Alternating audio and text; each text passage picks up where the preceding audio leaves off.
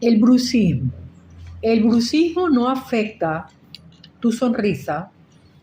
El bruxismo va más allá, afectando tu bienestar emocional. Él viene a indicarte desde lo emocional que tengas y estés pendiente de ocuparte del estrés, de la ansiedad y de tus emociones reprimidas.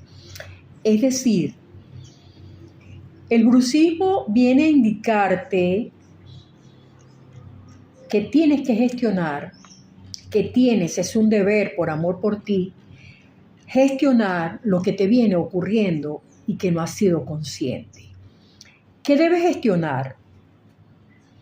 Tus estados de estrés, tus estados de angustia, el no dormir bien, el amanecer cansado, el estar constantemente en un estado de irritabilidad, que muchas veces son esas personas que tú no les puedes ni hablar porque inmediatamente tienen una respuesta cargada de agresividad o de un desdén.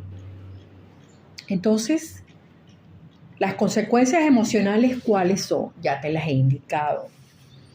Esa ansiedad acumulada, esa sensación de agotamiento constante, son algunas de las consecuencias emocionales. Entonces, yo te recomiendo que cada día te ames más, seas consciente de ti, de lo que sientes, de lo que te molesta, de lo que te irrita.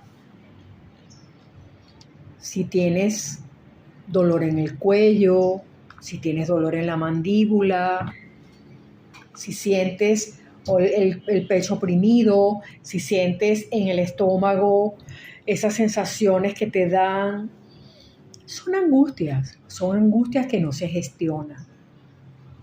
Entonces yo te invito a buscar ese médico de la salud mental, te invito a buscar el terapeuta emocional, que son las personas que te van a ayudar a gestionar lo que está ocurriendo en tus pensamientos, lo que está ocurriendo en ti y que no sabes expresar con palabras, pero que tu cuerpo físico está gritando que algo está sucediendo en ti. Entonces te invito, esto es una invitación a que veas más allá de ti, de lo que estás sintiendo en el día a día. Y que sepas que no estás solo, que cuentas con ayuda, simplemente la